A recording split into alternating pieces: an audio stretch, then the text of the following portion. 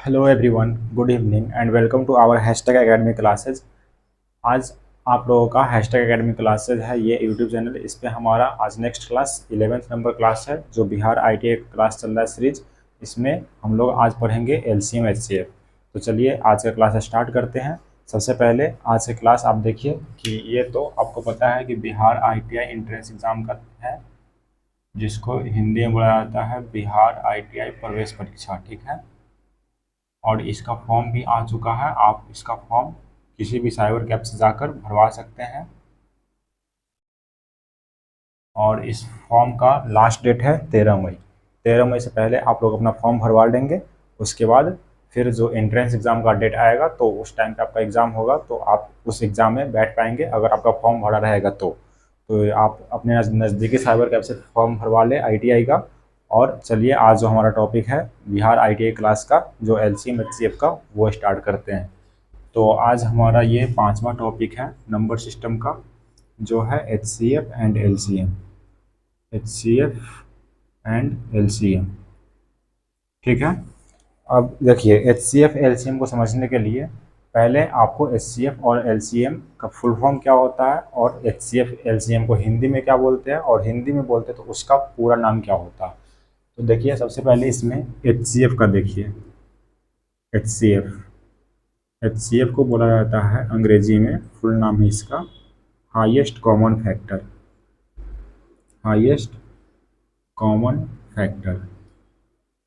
आपको I think अंग्रेजी नाम से कुछ समझ में नहीं आया होगा, लेकिन इसमें आपको साफ साफ दिख रहा है कि हाईएस्ट कॉमन फैक्टर है। तो हाईएस्ट मतलब सबसे ज़्यादा, कॉमन मतलब एक समान, और फैक्टर मतलब जो गुणनखंड करने पे आता है, जो सबसे ज़्यादा बार आता है, वही होता है हमारा हाईएस्ट कॉमन फैक्टर। ठीक है। और दूसरा देखिए इसमें क्या बोला जा रहा है, एलसीएम है। ठीक है, एलसीएम। एलसीएम का मतलब होता है least common factor. Least common multiple होता है ये, कॉमन मल्टीपल। देखिए, अब लिस्ट कॉमन मल्टीपल क्या होता है कि जैसे मान लिए कि हम किसी नंबर का उसको फैक्टर किए, फैक्टर करने के बाद जो सबसे कम बार यानी मिनिमम 2 टाइम्स, और उसमें भी कॉमन होना चाहिए, जो 2 टाइम कॉमन है नहीं है तो उस नंबर को भी लेंगे। हालांकि आपको एग्जाम्पल के थ्रू समझाएंगे, बस अभी आप इसको ये समझिए कि एलसीएम का मतलब होता है लिस्ट कॉमन मल्टीपल। ठीक है। और एचसीएफ को हिंदी में बोला जाता है, एचसीएफ को हो जाएगा मौसम। मौसा हो गया, और हिंदी में हो गया, इसको बोला जाता है लौसा। आप लोगों ने पढ़ा होगा तो आपको याद होगा, एच सी एफ को मौसा और एल सी एम को लौसा बोला जाता है। ठीक है, तो आप इसको नोट कीजिए। उसके बाद मेन टॉपिक पे आते हैं।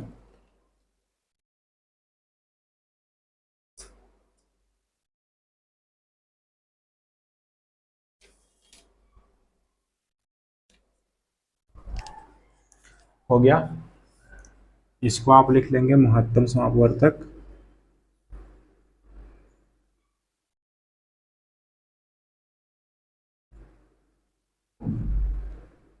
और इसको लिख लेंगे लघुत्तम समापवर्ती।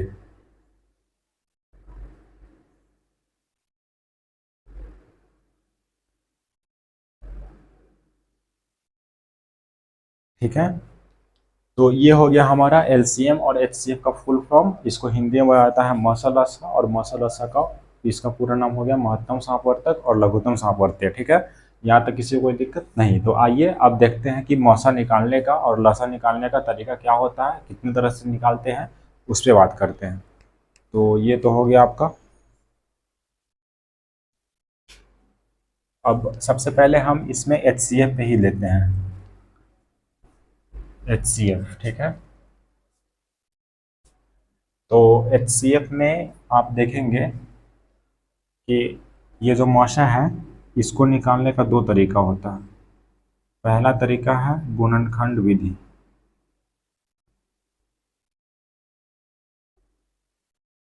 गुणनखंड विधि। और इसमें दूसरा तरीका होता है भाग विधि। ठीक है,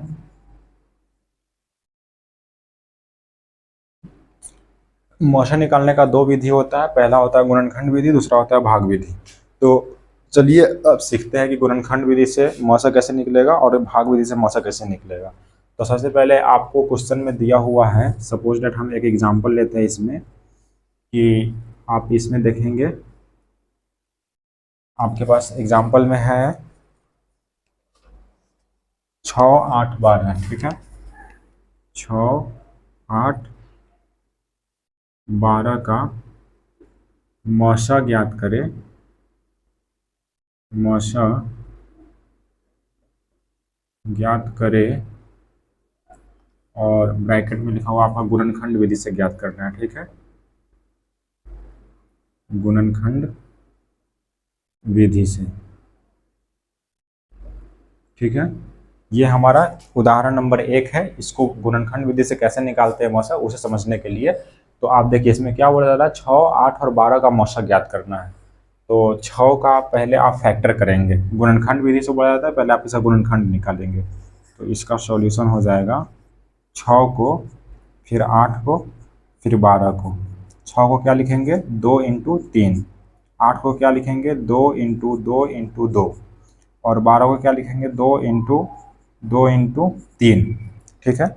यहाँ तक सबको समझ में आ गया। यहाँ तक आई थिंक किसी को कोई दिक्कत नहीं होगा। क्या किए हैं, बस 6, 8 और 12 है, इसका हम फैक्टर किए हैं गुणनखंड। अब इसके बाद क्या करेंगे, जैसे मान लीजिए कि 6 है, इसका हो गया, 8 है, इसका हो गया, 12 है, इसका हो गया।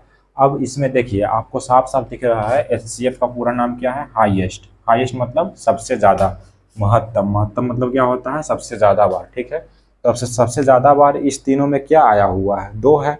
2 इसमें भी है, इसमें भी है, इसमें भी है। 3 इसमें है, इसमें नहीं है, इसमें नहीं है।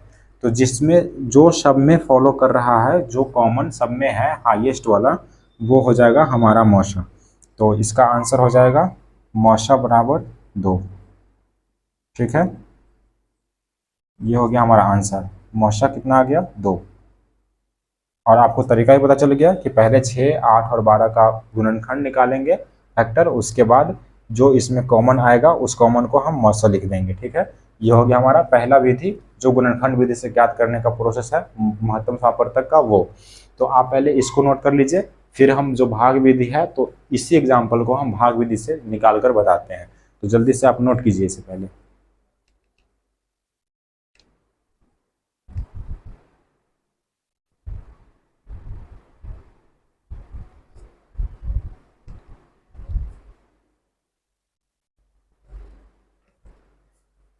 हो गया।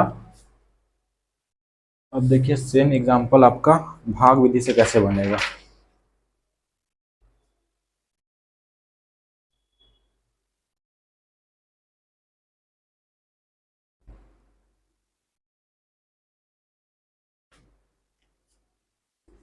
आप एक तरीका सीख गए इसको निकालने का, अब दूसरा तरीका देखिए भाग विधि से।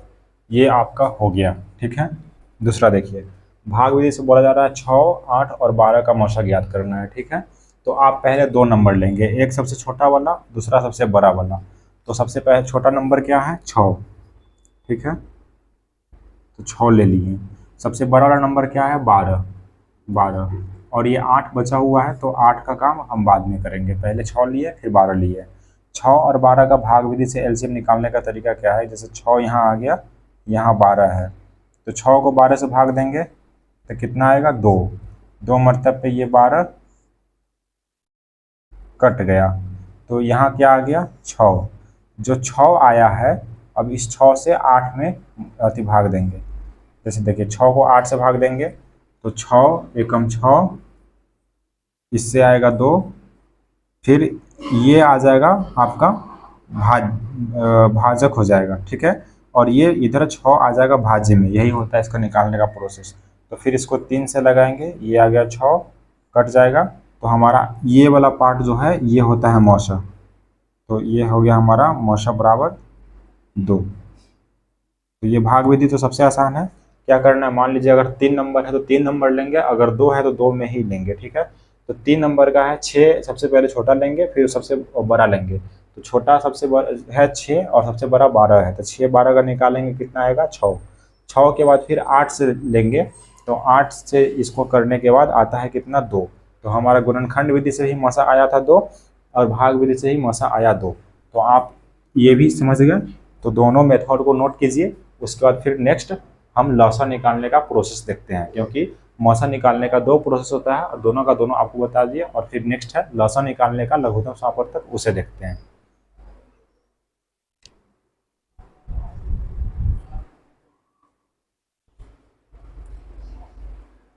हो गया नोट आपका। अब इसमें देखिए,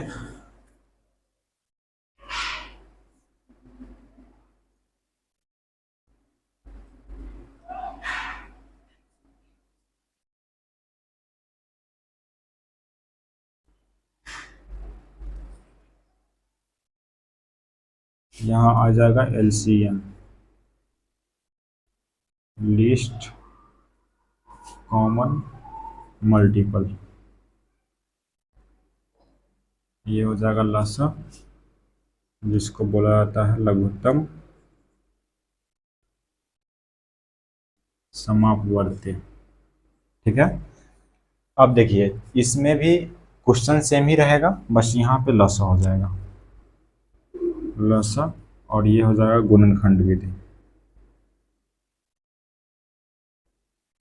अब देखिए, हमने क्या देखा कि मौसा निकालने का दो प्रोसेस था, गुणनखंड विधि और भाग विधि। तो लसा निकालने का भी दो प्रोसेस है, सेम प्रोसेस है, बस इसमें थोड़ा कॉन्सेप्ट चेंज हो जाएगा कि लसा निकालने का दो प्रोसेस है इसमें भी। पहला है गुणनखंड विधि, दूसरा है भाग विधि। ठीक है। तो इसे समझिए, जैसे कि मौसम में क्या था कि हाईएस्ट कॉमन मल्टीपल था, यहाँ पे क्या है लीस्ट कॉमन मल्टीपल। तो जो सबसे कम बार आएगा मल्टीपल में वो हो जाएगा हमारा एलसीएम, यानी कि लसा, लघुत्तम समापवर्त्य। तो 6, 8, 12 है। तो पहले आप किससे सीखेंगे? गुणनखंड विधि से। तो पहला गुणनखंड विधि है, तो आप इसको सॉल्यूशन में लिखेंगे। जैसे मान लीजिए 6 है, 8 है, 12 है। 6 का कैसे करेंगे? 2 इंटू 3, ये तो आपको पता होगा। पहले इसका फैक्टर लिखेंगे और 12 को लिखेंगे 2 इंटू 2 इंटू 3। यहाँ तक किसी को कोई दिक्कत नहीं। अब देखिए, अब इसमें क्या करना है, सिंपल सा, कि जो जो कॉमन मल्टीपल मिल रहा है उसको आप मिलाइए, जो नहीं मिल रहा है उसको मल्टीपल कर देंगे। ठीक है। तो इसमें दो दो का पेयर बनाइए। जैसे कि मान लीजिए ये आपका 2 और 2 मैच कर रहा है। ठीक है। फिर आप इसमें देखिए, ये 2 और ये 2 मैच कर रहा है। ठीक है। फिर उसके बाद ये 2 और एक ये 2 मैच कर रहा है, और ये 3 और ये एक 3 मैच कर रहा है। ठीक है। आपको फिगर समझ में आया? ये थोड़ा उल्टा पुल्टा हो गया क्योंकि नंबर ही कुछ उल्टा पुल्टा है। आपको समझने के लिए हम इसको इरेज करके अलग से बना देते हैं इसमें। जैसे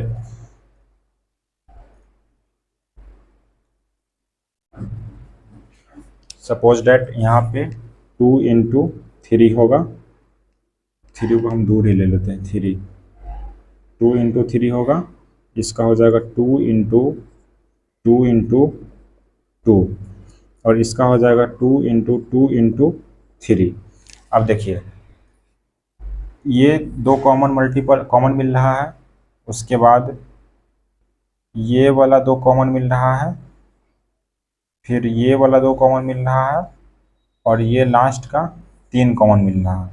तो हमारा इसमें कितना कॉमन हो गया? आप उसका पेयर पहले बना लीजिए कि एक 2 हो गया, फिर से 2, और एक और 2 और एक 3। तो ये कितना हो जाएगा? 2 दूना 4, 4 दूना 8, 8 3 24। ठीक है। तो हमारा कितना आ गया एलसीएम? 24। तो ये हो गया हमारा आंसर। तो गुणनखंड विधि से एलसीएम निकालने का प्रोसेस यही है कि पहले आप इसका फैक्टर करेंगे, फैक्टर करने के बाद एक एक नंबर को आप मैच करेंगे। जो दो दो पेयर बन रहा है उसको हम इस फॉर्म में लिखेंगे, उसका आंसर हो जाएगा। जो नहीं मैच करेगा, अगर बाय द वे आता है इस तरह का क्वेश्चन कि जो नहीं मैच करने वाला है, तो उसको वही सेम टू सेम नंबर से मल्टीप्लाई कर देंगे। अगर इस टाइप का क्वेश्चन आपका, जब हम क्वेश्चन सॉल्व कराएंगे अगले क्लास में, अगर उसमें आएगा तो हम आपको उसमें बता देंगे स्पेशल। ठीक है। तो आप इसको नोट कीजिए, फिर आगे जो भाग विधि से है वो बताते हैं। चलिए, हो गया। अब नेक्स्ट प्रोसेस क्या है? भाग विधि से सीखना। क्योंकि गुणनखंड विधि से ये हो गया, अब भाग विधि से सीखना है। तो आप यहाँ पे लगाएंगे भाग विधि।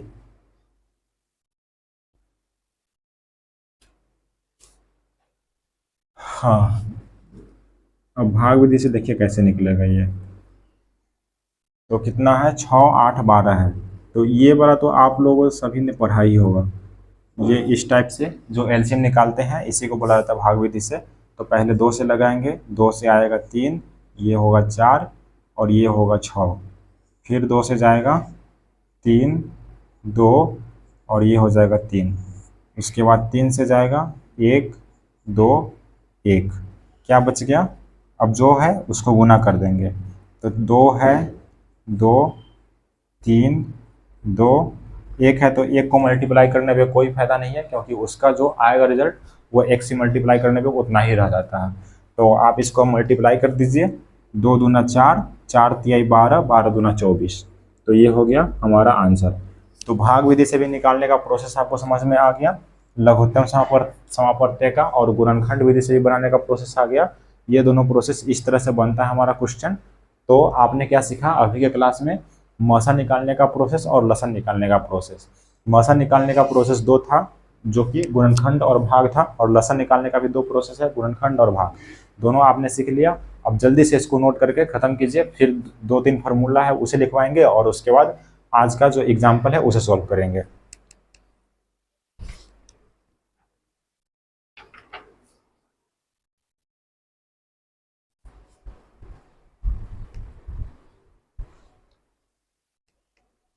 हो गया नोट। चलिए अब इसमें 1 2 फार्मूला है, आप उस फार्मूला को लिख लीजिए, क्योंकि जब हम क्वेश्चन सॉल्व करेंगे तो उसमें इस फार्मूला का जरूरत पड़ेगा। ठीक है,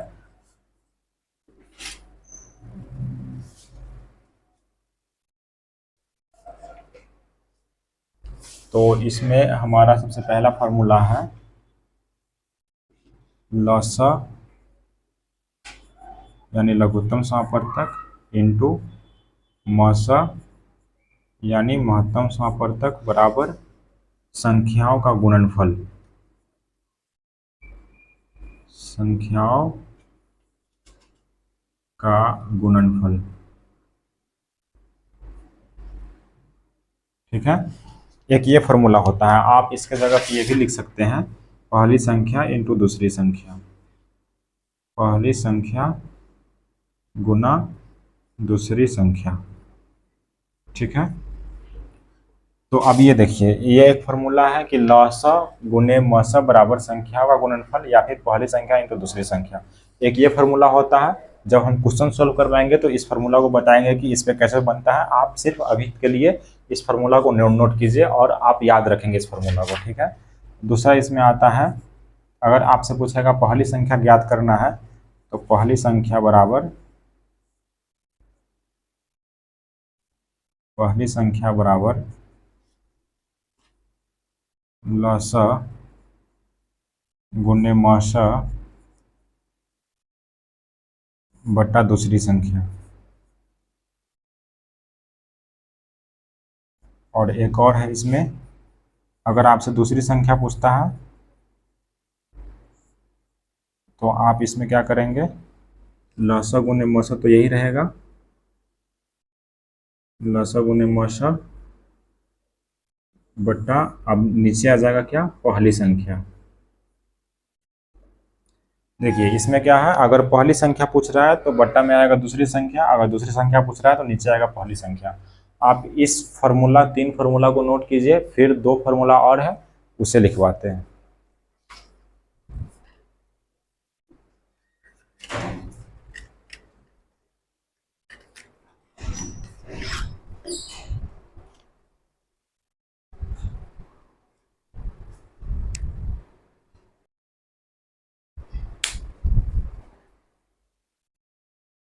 हो गया नोट। अब नेक्स्ट देखिए, इसमें नेक्स्ट फार्मूला क्या आता है लसा और मसा का। मान लीजिए कि आपसे अगर भिन्न में फ्रैक्शन में संख्या दिया हुआ है उसका लसा निकालना है, तो इसमें आपका ये 3 हो गया था। चौथा फार्मूला है भिन्न का लसा बराबर अंश का लसा बटा हर का मसा। ये होता है इसका फार्मूला। और फिर नेक्स्ट है आप इसमें एक और लिखेंगे, भिन्न का मौसा बराबर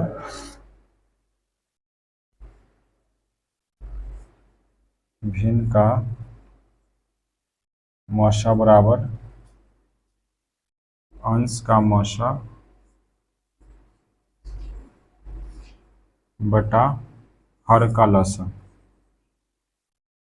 हर का लसा। ये देखिए ये दोनों फार्मूला आपका आसान ही है, बस इसमें क्या है कि अगर भिन्न का लसा है फ्रैक्शन का तो वो आ जाएगा, ऊपर लसा है तो यहाँ भी ऊपर लसा आएगा, नीचे मौसा आएगा। अगर यहाँ पे मौसा है तो ऊपर मौसा आएगा, नीचे लसा आएगा। ठीक है, ये आप नोट कर लीजिए। और उसके बाद एक नोट लगा कर लिखेंगे इसमें कि किसी संख्या का उभयनिष्ठ गुणनखंड, किसी संख्या का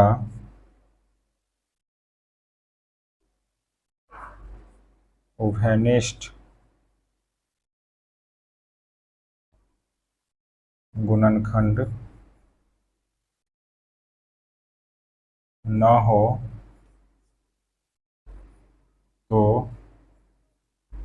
उसका मौसा एक होता है और लसा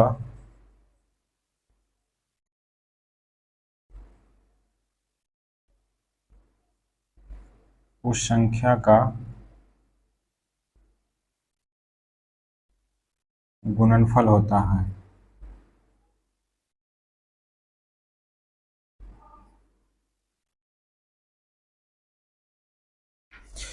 ये दो फार्मूला है और ये एक नोट है, आप इसे नोट कर लेंगे कि किसी उभयनिष्ठ गुणनखंड, अगर किसी संख्या का उभयनिष्ठ गुणनखंड नहीं होता है, ठीक है, अगर किसी संख्या का उभयनिष्ठ गुणनखंड न हो तो उसका मौसा एक होता है और उसका लसा उस संख्या का लसा गुणनफल होता है। ठीक है, तो आप इसे नोट कर लीजिए और उसके बाद हम आते हैं एग्जाम्पल की ओर।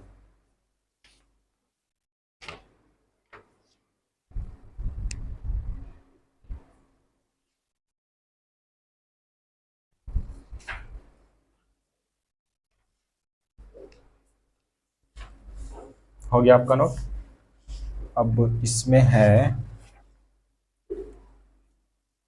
एग्जाम्पल का क्वेश्चन सोल्व करते हैं आज, तो फिर अगले क्लास में हम लोग बुक का क्वेश्चन सोल्व करेंगे।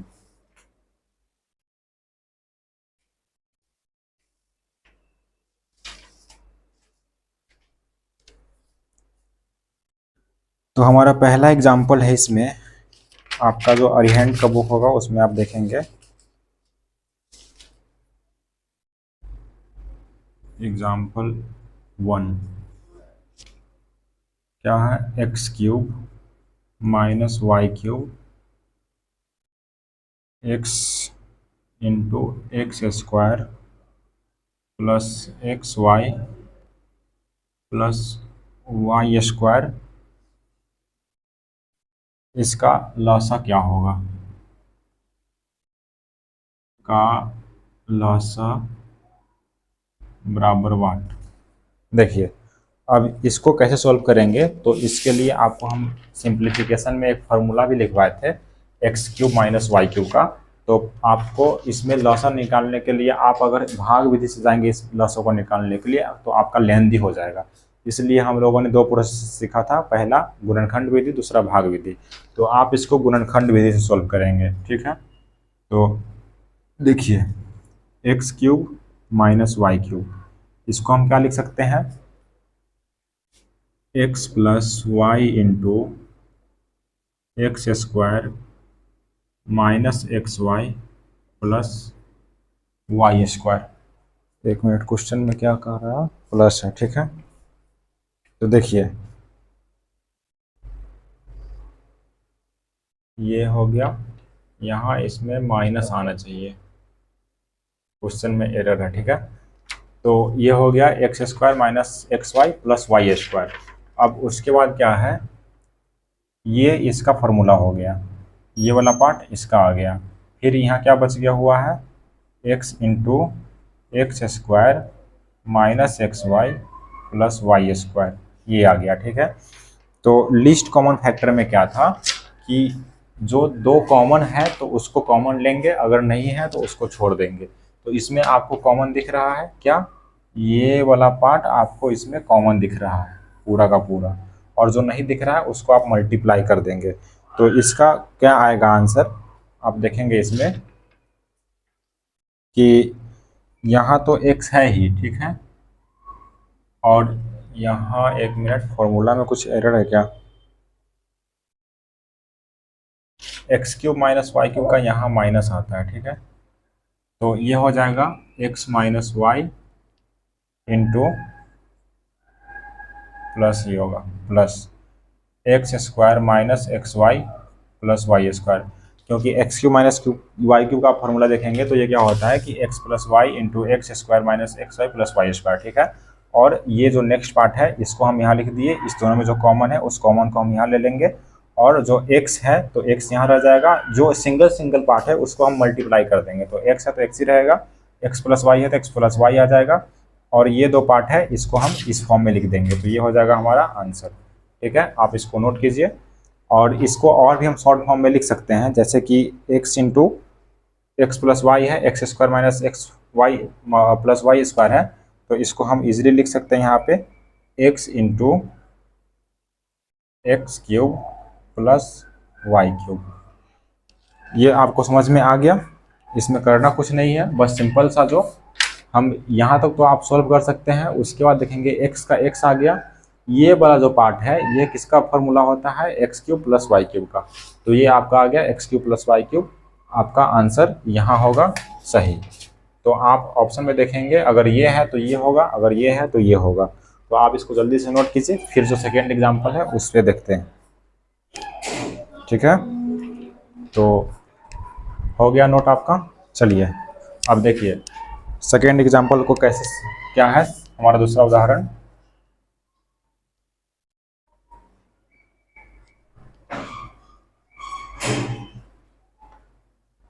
तो दूसरा उदाहरण है बुक में,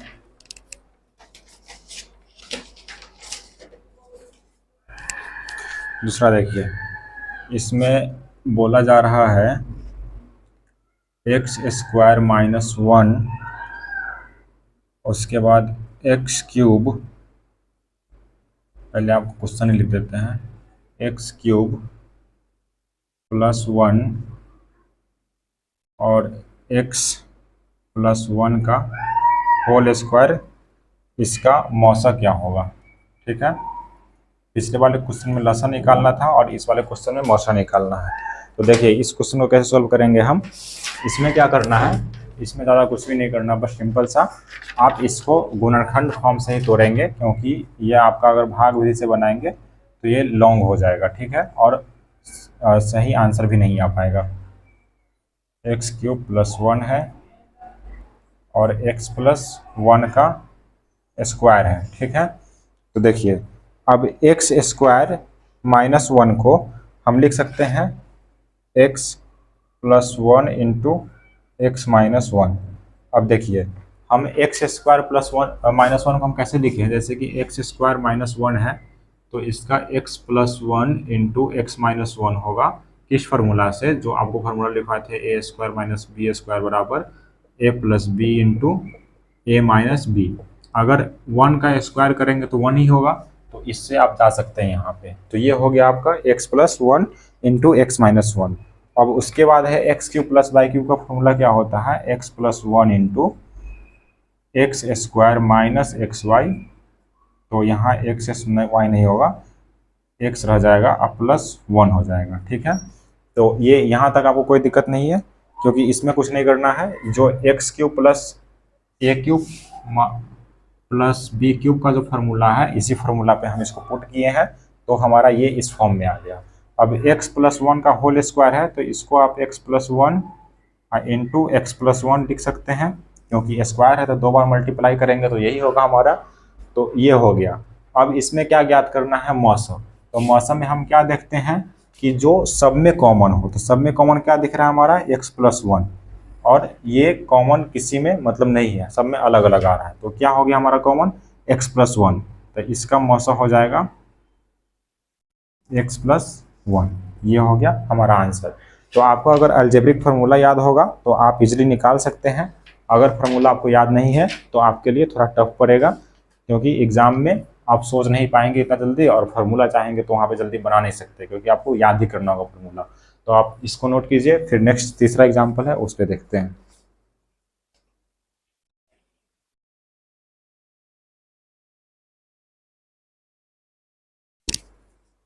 चलिए, ये हो गया आपका तीसरा उदाहरण। क्या बोला जा रहा है क्वेश्चन में, देखिएगा।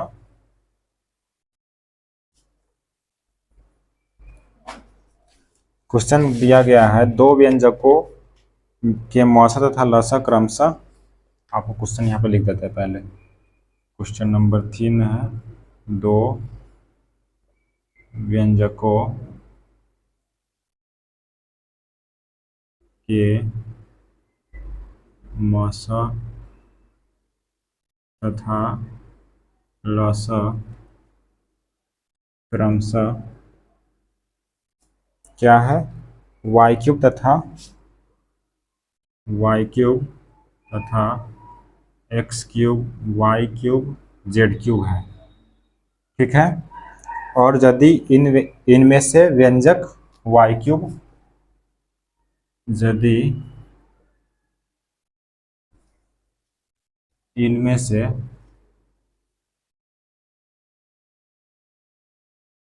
व्यंजक y³ z³ हो तो इनमें से एक व्यंजक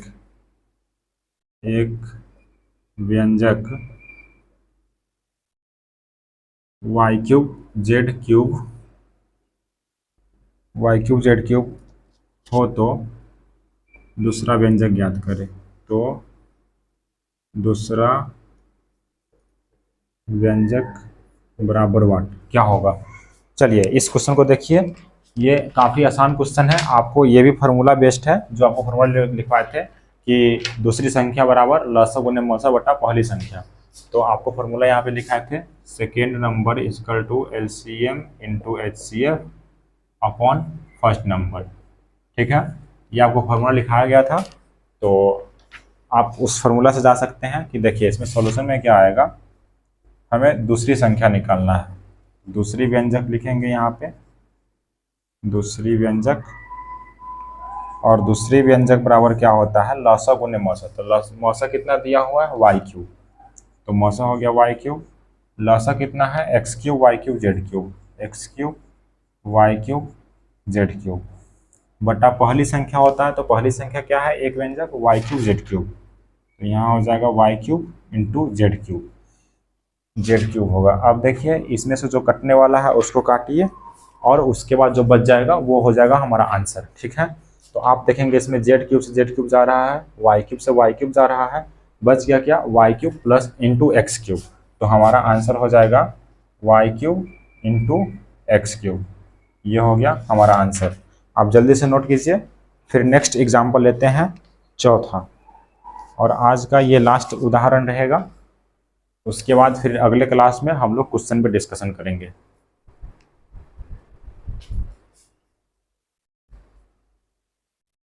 हो गया आपका नोट। आइए, और आज हमारा लास्ट एग्जाम्पल है इसमें,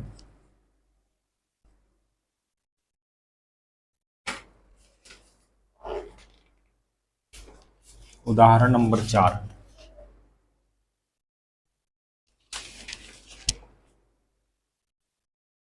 क्या है, 4/7 5/35